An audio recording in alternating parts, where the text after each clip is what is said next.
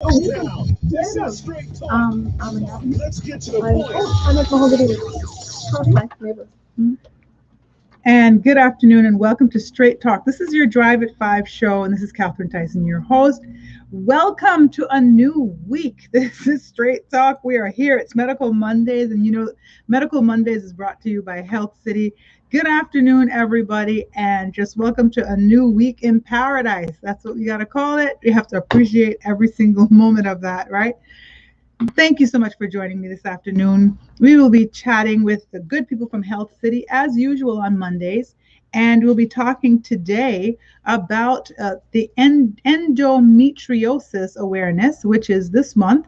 And we're going to showcase some gynecological services, take a look at symptoms, detection, and management of and treatment for endometriosis. Okay, and I know, don't worry, the doctors are here and they will be able to pronounce it correctly and tell you all the stuff that you need to know. But I want to definitely hope that you guys have tuned in. And of course, if you wanted to call at 943-3700, you can try that number. Let's see if we get you on today. That'd be great. Thank you all so much once again. Here's Easter coming on up fast. I think some people have already started their staycation stuff. The traffic was amazing this morning. There was nothing on the road. So I imagine there's camping going on. You know, that's what we do during Easter. And it's our own tradition. So hopefully I'm going to be stopping into a couple of places, couple of sites. If you see me, just offer me some food. Don't just act accordingly. Don't think it's strange. This is just what we do, right? Once again, welcome to Medical Monday. Good health is not something we can buy. However, it can be an extremely valuable savings account. I found this quote online, and I think that is absolutely so true. It's so telling. You can't buy good health, right? But you have to take care of yourself. But when you do have good health, it is extremely valuable in a savings account because as you get older, you'll definitely need it. So I love that quote, and it's really in line with our Health City people today. So I'll get straight to our guests and welcome them to the show. In the studio this afternoon, I have Miss Tiffany Dixon Ebanks, who is the Global Sales and Marketing Manager. And I just want to say good afternoon to Tiffany. Good afternoon, Tiffany. Good afternoon, Catherine. It's always a pleasure coming to be with you and your audience, your listening audience on every Monday afternoon. Just want to wish everyone a good week ahead. And as you mentioned, Easter, happy camping out there, but stay safe while you're doing that. Absolutely. And so Tiffany works with the business development team in support of the organization's strategic mission to increase local, regional, and global awareness of the offerings of this state-of-the-art tertiary medical facility. And I hardly don't say official things about you, so I wanted to read that today. This is a new thing. Yes, I said, Tiffany deserves me to give some background on her because, we hear you every week recently, which is awesome. Tiffany has a host of responsibilities inclusive of the coordination of sponsorship opportunities, sales and marketing strategy for the organization, facilitation of group tours and promotion of services, the organization continuing medical education, the CME engagements, the management of events, and brand collateral oversight. And I'm almost positive that's not all that you do because you work in Cayman. So a little bit of everything. Yes, we all, as the business development team, we have a whole range of, a set of skills within our team. And yes, we do a lot. And especially since COVID, a lot of our roles have kind of shifted and we've all been flexible and doing different things that we didn't used to do prior to COVID. And so a world of change, we've accepted, we've embraced it, and we move along. Yeah, all hands on deck too, Yeah.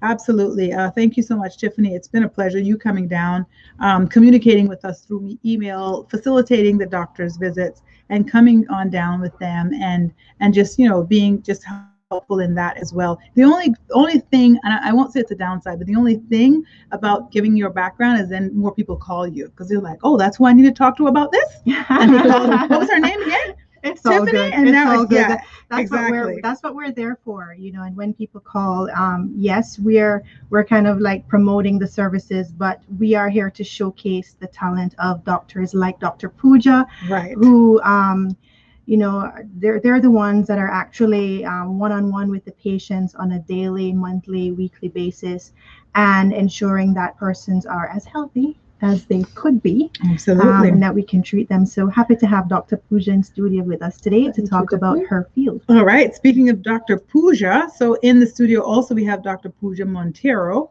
and she is the consultant gynecologist at Health City, Cayman Islands. And actually, when I did my executive health check, and I know I talk about that all the time because I'm always promoting that, in October, I've been meeting quite a few of the doctors as they come in. I'm like, I remember you, but did you, did you serve me? And so the same thing I said when Dr. Pooja came through the door. And of course, she was the gynecologist that kind of deals with the executive health checks as well. And so, ladies, you're in good hands. Trust me, they're so very thorough, and they, just listen to you and explain things to you, and it's really great. So, Dr.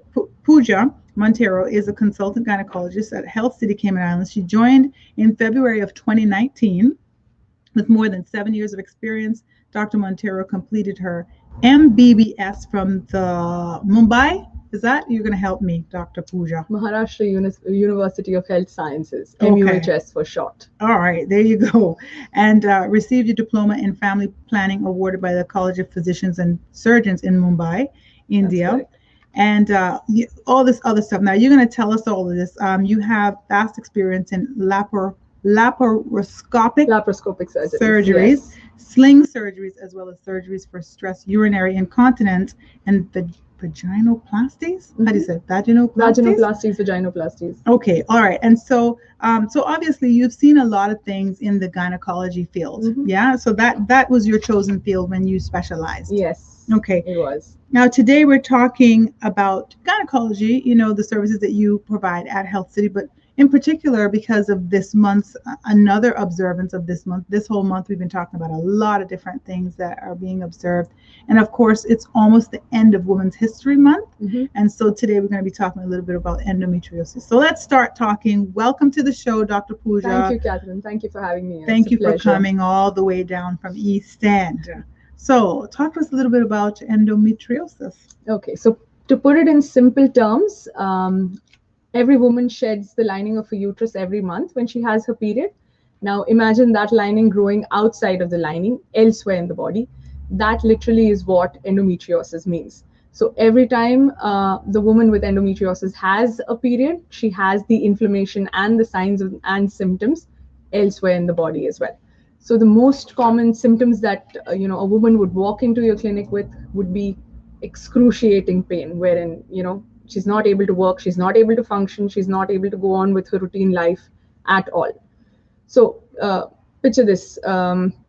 You normally have period cramps. Most women have menstrual cramps for like a couple of days, a day or two prior to your periods, 1 or 2 days into your periods. Now multiply that by, say, 1,000 or 10,000. That's how bad the endometriosis pain can be, which starts around a couple of weeks before your periods, escalates during your periods, and then kind of wanes down. So out of the month, at least 2 or 3 weeks you are in pain. That is what endometriosis is, basically. Okay, all right. And so this, now I read online a little bit about this. It affects over 176 million women worldwide. It has an incidence of roughly 10 to 12%. So it's supposed to be the second most common gynecological condition after fibroids. And on a routine day, say of the 12 to 15 women that I see in the OPD, at least 2 or 3 would have some symptoms, some stage of endometriosis. Okay, all right. And it's regardless of ethnic or social background. Yes. So it can be anyone. Anyone. So I guess then the question would be, is what causes it? Well, like almost everything in gynecology, it is hormone driven. There are various theories as to what can cause it, but the most most popular theory is when you're having your periods, when it's supposed to be flowing on the outside through your vagina, sometimes it spills through the tubes, that's the fallopian tubes, and goes into your pelvis and the abdominal cavity and kind of forms a little seedling in there. From there, it starts growing. That's the main theory of why you get endometriosis. And like I said, it's hormone driven. So when your hormones are high, your endometriosis is going to flare up. When your hormones are dipped, your endometriosis is going to kind of subside. And your hormones will dip only when you hit menopause, or when we medically manage it in such a way so that they're kept at a baseline level. Okay. All right. And so, what are endometriosis lesions? So endometriotic lesions. So these are spots which are found anywhere in the body, literally. The most common sites are the pelvis, the abdominal wall, the ovaries. So when it's present in the ovaries, it's called an endometrioma or a chocolate cyst. So when you're having a period on the outside, every single time you're bleeding within the ovary. So when that blood gets collected, tends to get old, say 3 to 4 months down the line, it gets denatured and it kind of resembles chocolate sauce. So that's why the name chocolate cyst. So it can be present almost everywhere. Typically, like I said, the ovaries, the pelvis, it can be in the bowels, the rectum, the bladder. Um, a little rare entities would be in the scar tissue. So, for example, a woman has had a C section or any surgery for that matter, say a fibroid removal surgery or an endometriotic surgery. The scar on the inside would have the endometriosis. So, we had a case of a woman who presented to me. She came to the OPD with severe pain in the abdomen and she had a huge fibroid, roughly, say, close to the size of a 7 month pregnancy. Wow. But that was not what she came in for. She came in because she had severe pain. She thought it was probably related to the fibroids. But what we found, rather, what I found was she had a hernia, which was above her belly button. And it seemed like it was obstructed, or maybe that there was a bowel impaction at that point of time. So she was sent to the surgeon. She had to be operated on an emergency basis. When we got the report back from the histopathology, it actually was endometriosis. So this is one of the rarest presentations that I have seen.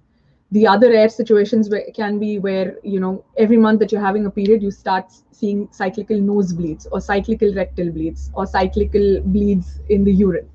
And these are all endometriosis related. Okay. So, what is the connection with endometriosis and infertility? So endometriosis and infertility go hand in hand. There are various theories as to why it causes infertility. It's mainly because of the reaction. I want to say the cytokine and the enzyme reactions. I'm just going a little bit into medical jargon, but that's what it is. So these chemicals or enzymes that are released can be toxic to the sperms, which means that the quality is hampered, the sperms may be killed, or the spermicidal action, because of which, one, the woman is not able to conceive. Second, if there are huge endometriomas, it means that the normal ovary is not able to function and she's not really able to ovulate well. That can be another reason. Or the third reason is just the physical size of the endometriotic lesions may prove to be just a physical barrier hampering fertility. Okay.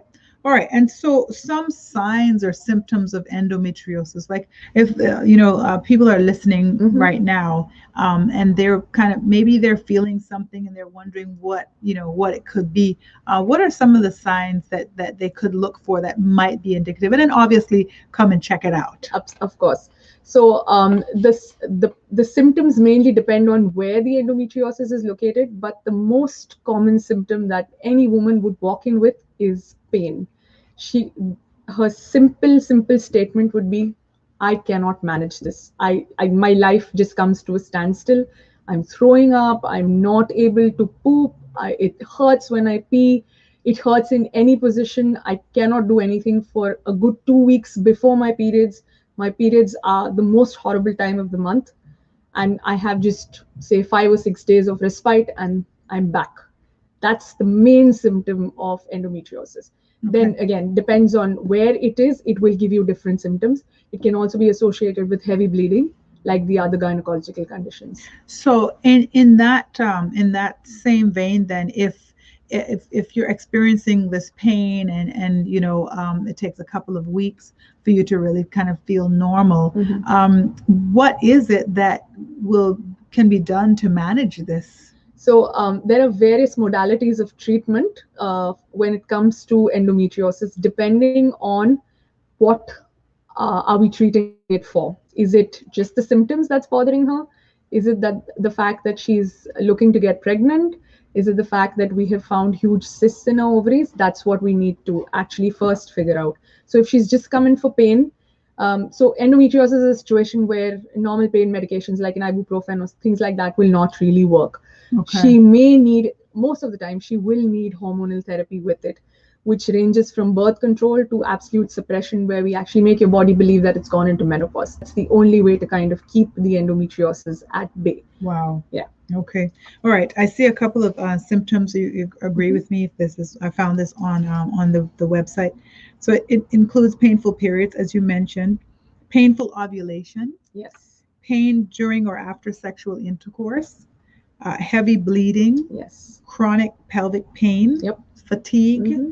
infertility, and can impact general physical, mental, and social well-being as Absolutely. well. Yeah, because it's Absolutely. debilitating. Yes. So, like I said, nobody wants to go through that pain, and to have to suffer that, it becomes a mental challenge.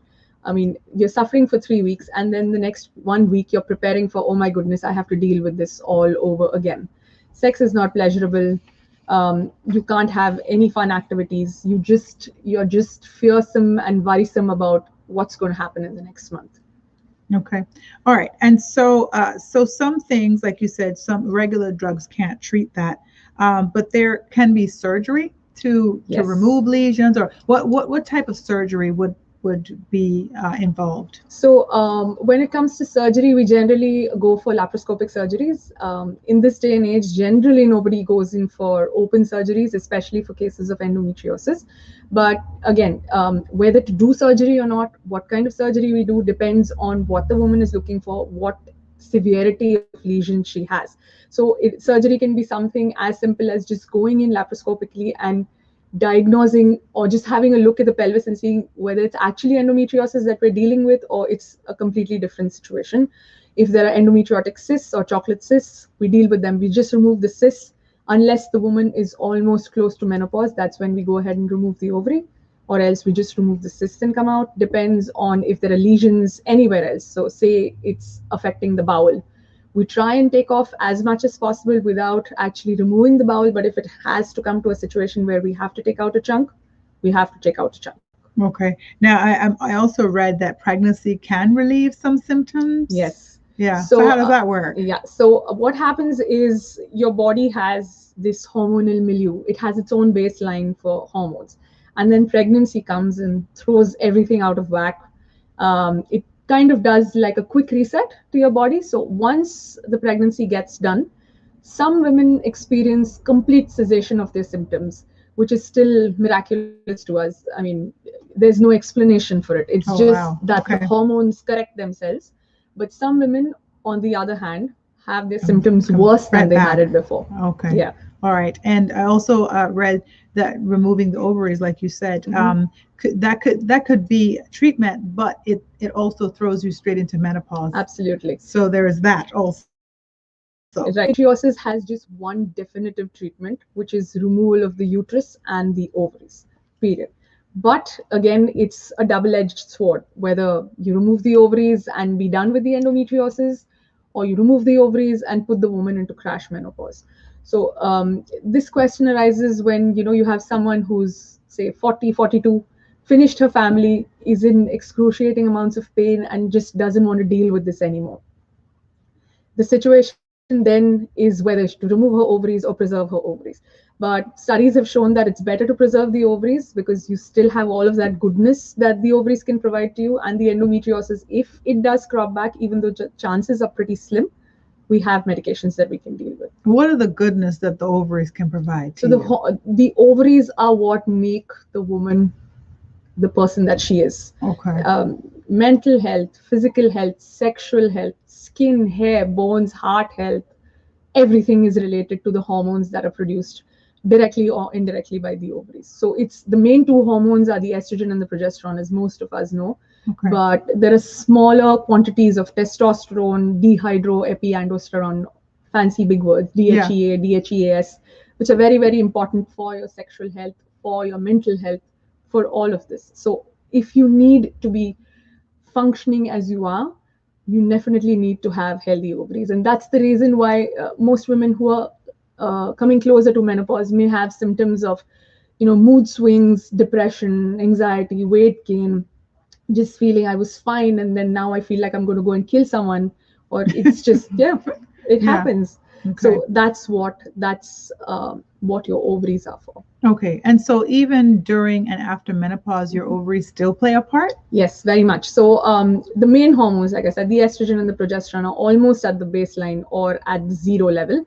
But the other hormones, the testosterone and the DHEAS, are still produced in smaller quantities, which are still very essential and which still help, again, mainly for sexual health, for your skin, your hair.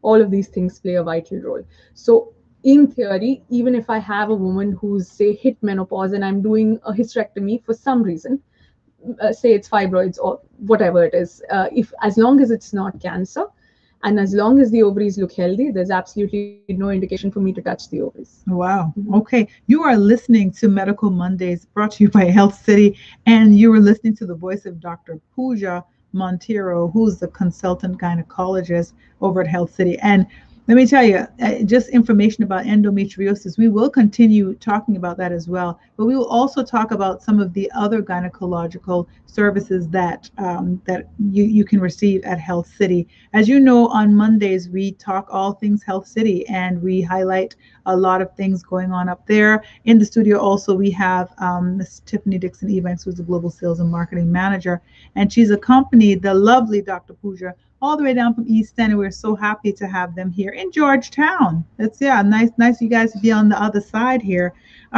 Dr. Pooja, how often do you see this endometriosis, and when did you start studying this? Like when was it something that became an interest to you? Because obviously it was a part of your studies, Yes. yeah?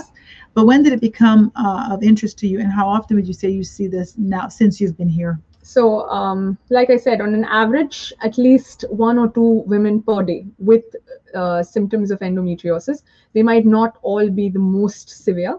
They can be mild, and there are various stages of endometriosis. So she can be anywhere on that spectrum, but at least a couple of patients per day. Wow. Yeah, and that's quite a big number. So when I say the worldwide incidence is around 10%, apply that to a population of roughly 65,000, not even 65, say 30%, 30,000 of those, and that's the number. So it sounds larger than 10% here on island. Yeah, because the population that we're dealing with is so small, that's why the number gets magnified. Okay. So, yeah.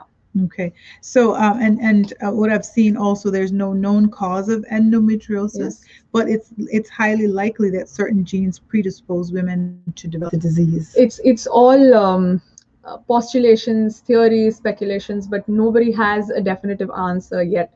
All of my texts and papers presented can just present hypotheses and theories of why we think this can happen, but nobody has an ultimate answer. Like almost, Okay. I think, quite a few good things in medicine. We just don't know why. So, but if your mother or your sister experienced it, chances are you have a high risk. There is a chance that hereditary plays a role in this, and siblings, mothers, aunts, first cousins tend to have like a higher chance of dealing with endometriosis. The good thing is that it's not a precursor to cancer. It can be. It can be. It can be. But not all the time. Not all the time, but it can be. It's rare. It's a rare form of ovarian cancer that I have seen with the endometriosis. It's called the endometrioid carcinoma. This case that I had seen was not in Cayman. It was in India. She was, I want to say, around a 37, 38-year-old woman who was just taken up for surgery for simple chocolate cyst. But when we opened up her cyst and we took out stuff, it didn't look like the usual regular clean chocolate cysts. And then we sent it for testing on the frozen section during the surgery, and it did unfortunately turn out to be endometrioid carcinoma. So the chances, even though slim, are existent. Okay. What are some, and when we come back, we will talk more about it, but what are some of the facts about endometriosis and some of the myths? Because there are some myths as well, right? Well, facts is pain. The pain is very real. She's not making it up. She's not trying to gain attention. It is very real. Myths would be, I don't know, I can't think of one right now. Okay, I'm going to see if I can find some. But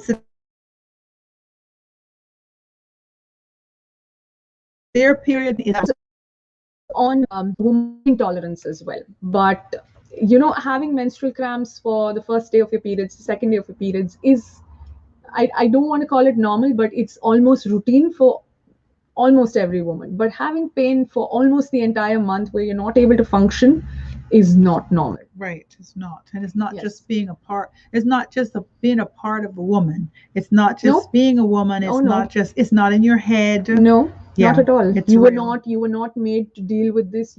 This is not what your body was meant to do. This is not your suffering. This is not what you were called for or put on the earth for. Okay. And so if it is interfering with your daily life, like if you're literally not able to function in your daily life because of a pain, that is definitely not normal. Absolutely not. Okay.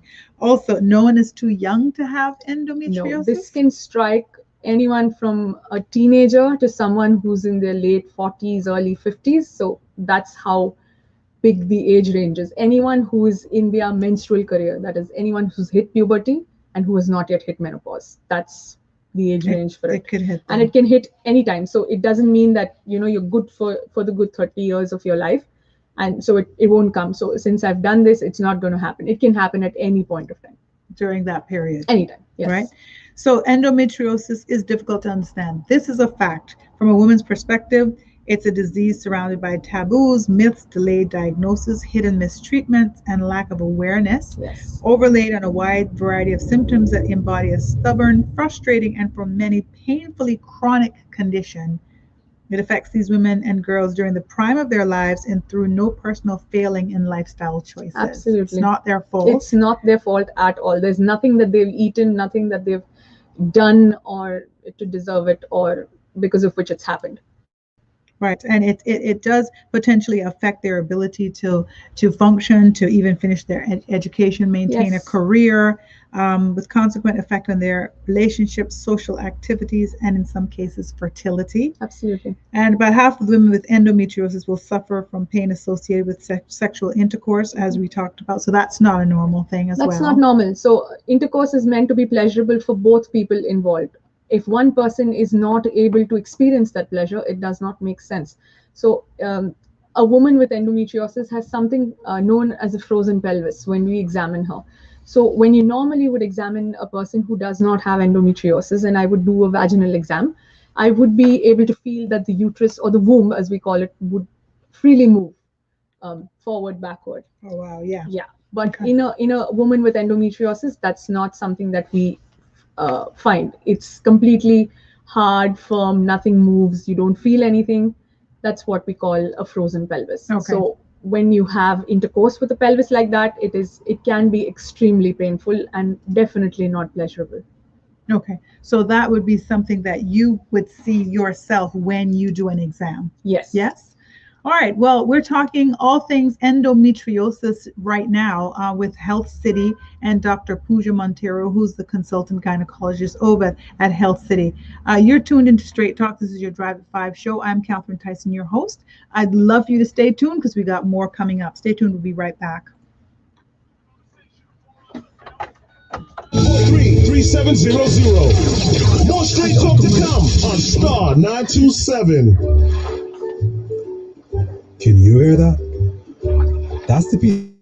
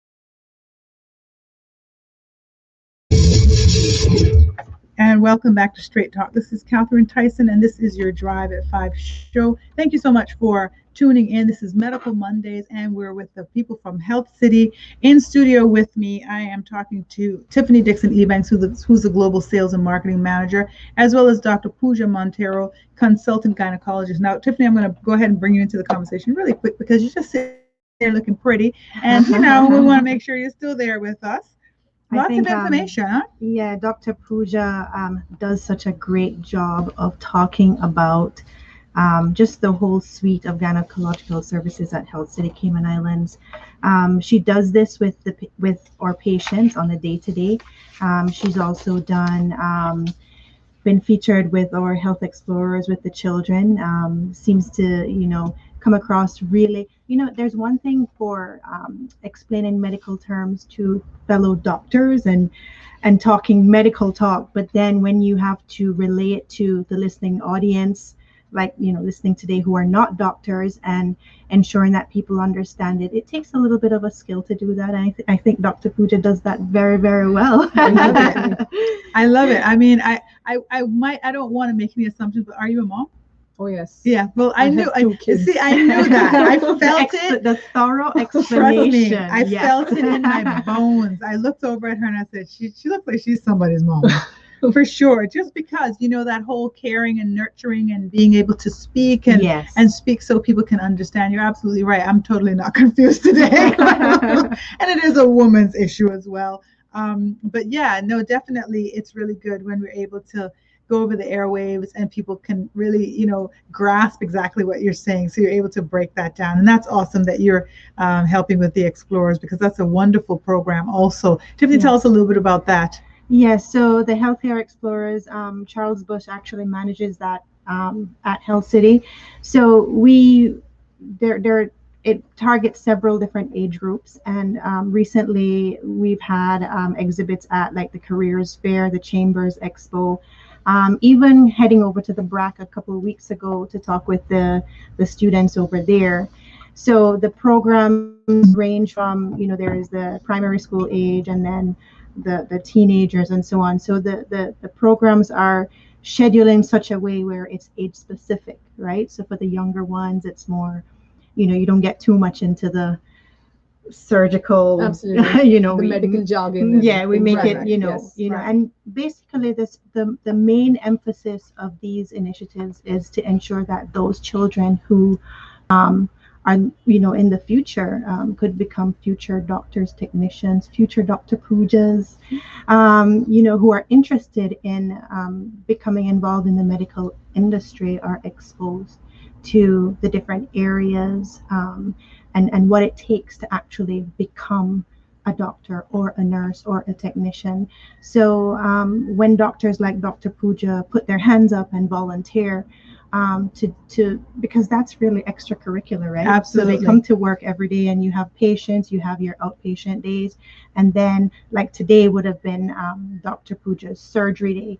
The days can be really full. So it's really them taking that extra time to, make the time to mentor a student or, attend or put information together for webinars, because prior to COVID, we were doing a lot of in-person interactions. Right. And now, the team had to kind of modify things and put virtual workshops together. Good stuff. So same thing with the CMEs when we were offering them in person before, pre-COVID. After that, we started doing consistent webinars where we were able to continue that with local doctors and interacting and networking. But then because it became virtual, we were also able to have doctors from within the Caribbean region logging in to interact with our doctors and so on. So I don't want to say that COVID was a good thing, because it was well, there were blessings that came out of it. It was not a good thing. Of course. But there are certain things that came about that, made everyone a little bit more agile, and, the delivery allowed us to kind of widen our audience. Absolutely. It helped us sharpen our tools. So we Yes, had it to has. learn some more creative ways to do things. To And then we deliver. realized, hang on a second, oh, I can do this? Good Yes. stuff. So at least, it took us to another level, which I'm very thankful about. I call it the blessings that come out of it because, Absolutely. it happened. And so we can't rewind and take it back. But while it was happening, we had opportunities to really grow from it. And I just love when I hear about the explorers and I hear about the doctors that do put their time in to ensure that we're ushering the next generation through the doors to be able to do what we do. I think that is so important. And I think it's so important for me as a Cayman, and this is my country. And so I want to see my young people grasp these opportunities from people like yourself, Dr. Pooja, who has come from so far, right? But the opportunities that you might have had in your country, Mhm. and there are so many doctors from your country, there's so many medical professionals from your country. Compare that to what we have here, it's very small in comparison. So whatever you can do to make a difference to ensure that our people are improved because of it, I thank you for that. And it's so Absolutely. important. Because I love dealing with those kids. Just to see that sparkle in their eye when you tell them something that they didn't know or show them something on a surgical monitor, it's a beautiful feeling where that some kid has learnt something because of you, and maybe this goes into shaping his or her career in any way in the future. Not necessarily he or she turns up and becomes a doctor. Well, absolutely. I mean, think about it. Think about how you got into this profession. And speaking of that, how did you get into this profession? It's a I always funny like story. to know a little background. It is actually a funny story. All So right. when I was in year 5, I fell down, injured my arm, and ended up fracturing my um, forearm bones. Went to this splendid orthopedician who was the kindest human being I have ever seen, and he made me so comfortable. I was 10 years old. Right. Made me super comfortable. I had to have like a major surgery and stuff, but I didn't feel it. There was no tears shed, absolutely nothing. That happened, and then when I was in year 8, 2 more fractures, unfortunately. Saw the same gentleman, same care, and then I was like, this is what I want to do. So I actually wanted to do orthopedics. That's the bone part of it. Right. But when I went into medicine and I was doing my MBBS, obstetrics and gynecology came along the way, excited me out of my skin, and made me forget about orthopedics. And that's how I got into this. Wow. I literally have I'm getting cold chills all over me when you said that, because, I'm a woman, obviously, right? Mhm. We're women in here. And I think for a woman to love this field so much is really important because we're women going to women. Yes. And so, although I've had great gynecologists that were men, Men. Yes. when I found a woman who was amazing, I felt so much better just reacting with her because Absolutely. she knew exactly every single part that we talked about because she had it, Yes. And so there's something about that. And I think that is just really, really important. And so for you to feel this way about this profession, I think is just so important, for women to feel very comfortable that they can go to Health City, that you do have services there. We'll talk a little bit more about gynecology, about endometriosis. But let's just talk a little bit about some of the gynecological services that you do have at Health City that you're able to treat. So women come with various conditions to us, ranging from the most common fibroids, heavy bleeding for other conditions like adenomyosis, polycystic ovarian syndrome, name it. We still don't see the pregnancy aspect of it. That's the obstetrics part, but I'm hoping that is going to change pretty soon. So for now, this is what we're doing. We mainly offer surgeries which are laparoscopic, even for the biggest fibroids and the size of the uterus that you can think of. So the biggest laparoscopic surgery that I did out here, as in the size of the uterus, would be, I want to say, close to an 8-month size pregnancy, if you have to relate it to that. That's how big it was. But we were able to successfully operate laparoscopically. The woman didn't need to have a scar.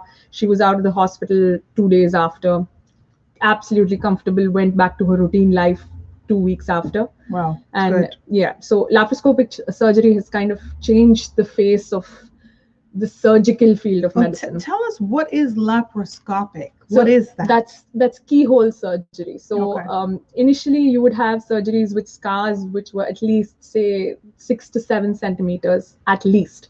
They would be either transverse, which means horizontal, or if you're unlucky, you get a vertical scar. At least the horizontal ones, like the scars that we call a bikini scar, rightly called, where they're hidden in the hairline, so they're not really seen. But for Right. some reason, if you have to have a vertical scar, then Right. a woman's body does mean something to her. So Right. this is not something that anyone would want to have a scar. Now imagine if you have a fibroid or the size of the uterus, which is 8 months pregnancy, which is a good 2 or 3 inches above your belly button. There is no way that I'm going to be able to come with a horizontal or a transverse scar and get it all out, without causing any kind of complication or damage. Okay. Now that's when my laparoscopic surgery comes in. The biggest cut that you have is, I want to say, around 1.5 inches. Right. And that's the main cut that we use. And the other ones are 1/2 inch, Yeah. 1/4 of an inch. Okay. That's how big they are. We actually put in those instruments. There is a camera which goes in and a couple of instruments. We load up the abdomen with a gas, that's carbon dioxide, Okay. which gives us a better field of vision than we would actually have even with open surgery, because it gives us a more magnified vision. Okay. So we're able to delineate things better. We're able to deal with things better. Depending on how big, how small, the time may be shorter or longer, but that doesn't matter. So with an open surgery, the woman would have to stay back probably 2 or 3 days. She would be in pain for at least a good 2 or 3 weeks after. With a laparoscopic surgery, they're up and about the next day. They're back home. They're doing everything. They're running. They're jumping. No one would even know that they were missing and they had a major surgery. Okay. All right. And so you're able to do all of that without actually opening up the abdomen, Yes. abdomen and going in. But having said that, does not mean that we don't do open surgeries. There are still some conditions where we need to do open surgeries, where cancer cases or suspected ovarian cancer cases or masses that are so huge that it's not accessible through laparoscopy. Okay. All right. So some of the services that I'm seeing online that you guys do, routine examinations and screenings, including pap smear. Yes. So ladies, if you need that, that's available at Health City.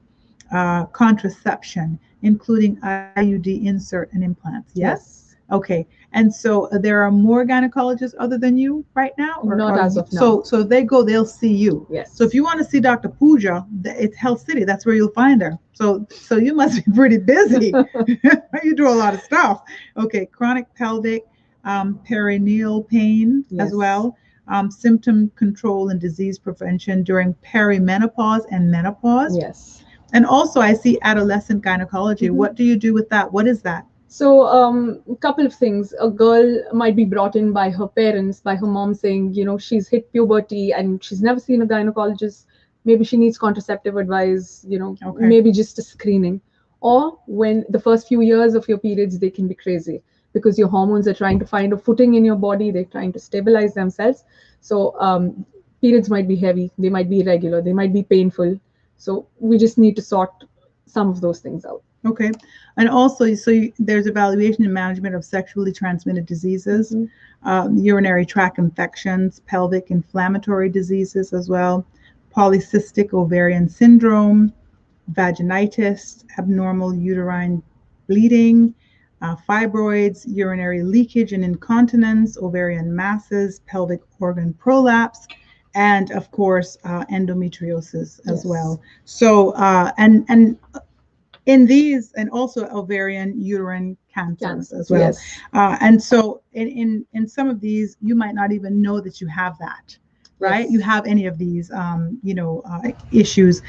So a regular pap smear, a regular screening would be something that you'd suggest, right? Yes. So there are so many women who just come into my OPD saying, oh, I haven't seen a gynecologist for years and I haven't done a pap smear.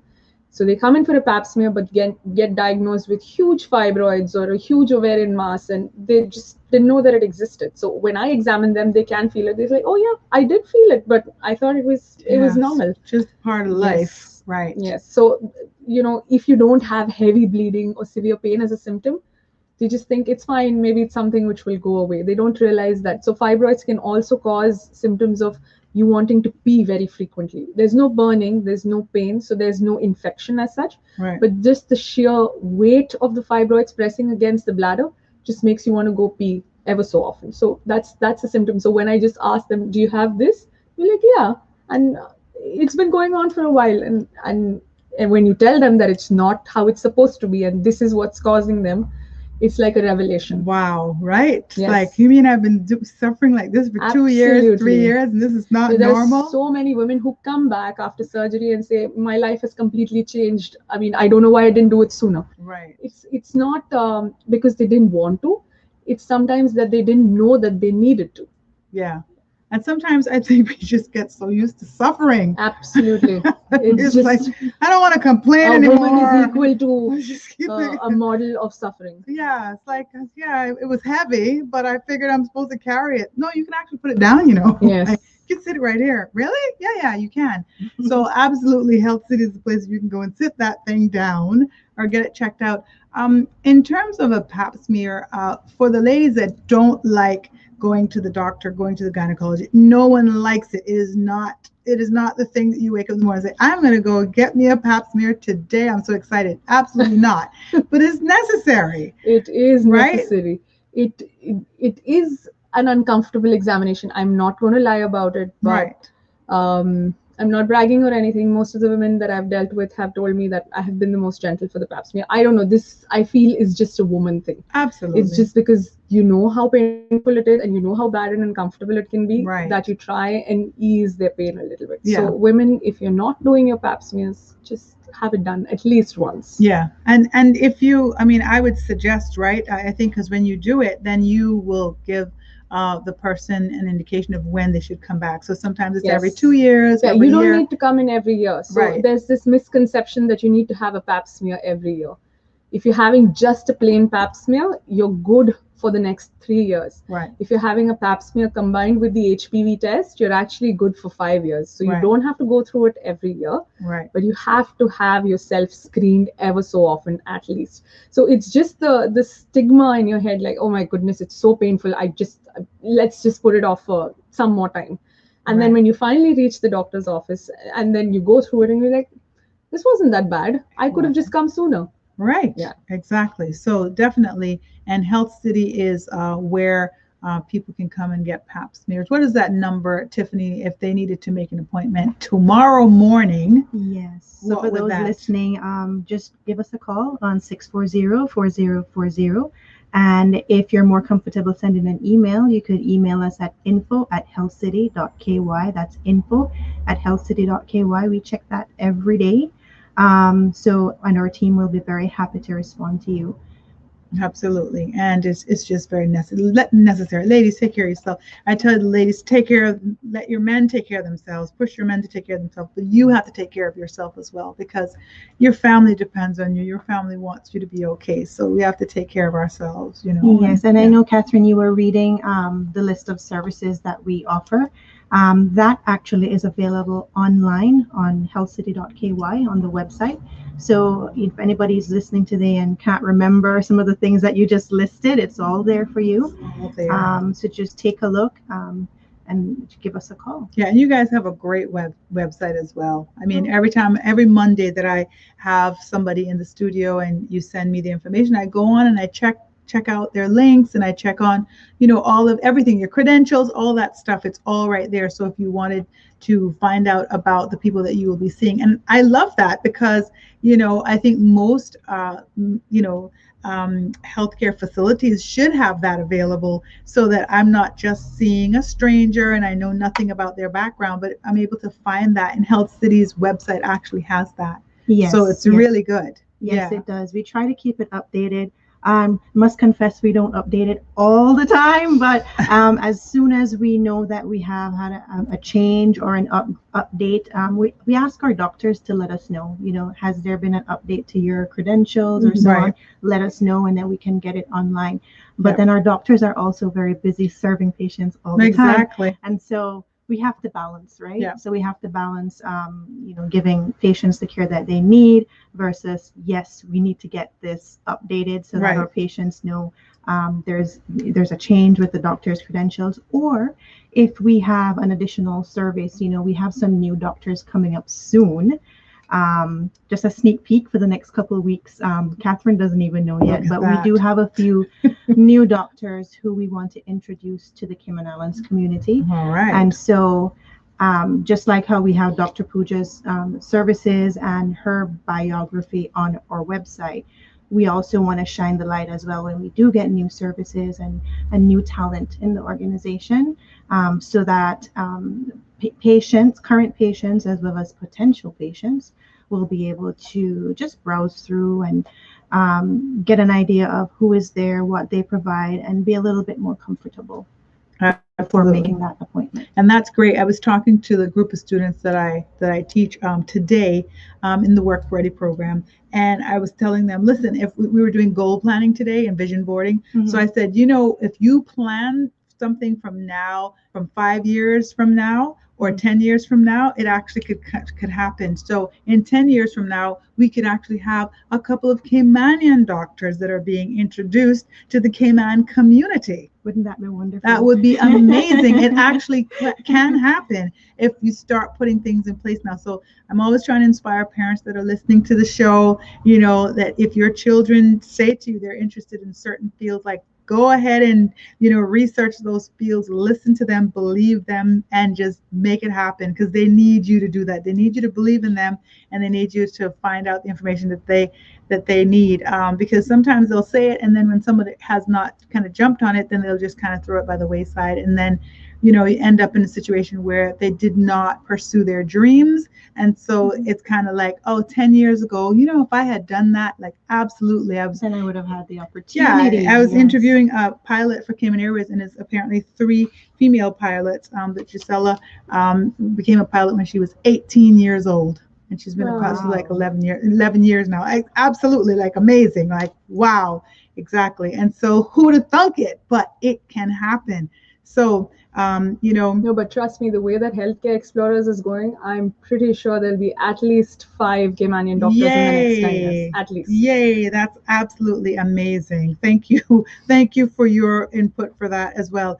So another quote I wanted to just share: keeping your body healthy is an expression of gratitude to the whole cosmos, the trees, the clouds, everything. Isn't that beautiful, just to think that when you keep yourself healthy, that you're actually being grateful for everything? Like, this is your gratitude. It's keeping your body healthy is an expression of gratitude to the whole cosmos, the trees, the clouds, everything. And that is of that one. Okay, I'm gonna try. No, Thich Nhat Hanh. So I don't know if it's an Asian name or something, but I probably saying it wrong. But Thich Nhat Hanh. Okay. And so, yeah, and I love that, because it's the truth. I mean, you think that it's about you to be healthy, but it really isn't about you to be healthy. It's about your environment. It's about the people that you are influencing, the people that are watching you. When your children see you eating healthy, when your children see you behaving in a healthy way, you're teaching people. People are watching you and learning. So this is almost saying, when you're taking care of yourself, you're actually just showing the universe how grateful you are for everything that it provides for you anyway. Because it's providing you stuff, and then you're just dropping down because you're not healthy. Like, that's a mess, right? And so thank you so much, Dr. Pooja, for coming in this afternoon. A couple more things about endometriosis as we end the show. A couple of myths we were talking about. So endometriosis does not equal infertility. Yes, that's true. So it doesn't mean that every woman who has endometriosis will be infertile. There are just a subset of women who do have subfertility or infertility issues, which again do not mean that she is not able to get pregnant. Okay. If she seeks the right treatment, she may be able to conceive by herself. And if she's not able to conceive by herself, we always have assisted reproductive techniques. Okay. The end goal is a pregnancy. How we reach there is not important. Okay. All right. So infertility is not just caused by endometriosis on the tubes also. Yes, there are several reasons for infertility, and especially infertility in endometriosis has seldom anything to do with the endometriosis in the tubes. It's basically the ovaries, the pelvis, and just the cytokines and the enzyme reactions. Is Health City working with infertility now or not yet? We do some bit of infertility, but not as much as the assisted reproductive techniques. Yeah. Okay, all right, that's probably coming. Is hysterectomy does not cure endometriosis? Is that a myth or Well, is that a fact? that actually depends on if you're coupling the hysterectomy with. So if I just have a woman with endometriosis with spots and adhesions and things like that, and I just go and remove the uterus, of course it's not going to do anything. I need to clear out each and everything in there, and that's when the hysterectomy will be a definitive treatment for endometriosis. Okay, endometriosis is physiological, not emotional. True or false? Oh no, not at all. It is physiological, but it can definitely be emotional. Like I said, because nobody wants to suffer, and if you are going through all of that suffering, it's going to take a toll on your mental health. So it is definitely an emotional and a physiological condition, pathological condition, not even physiological. Yeah, because it'll affect a woman emotionally. Absolutely. Okay. Abortion does not cause endometriosis.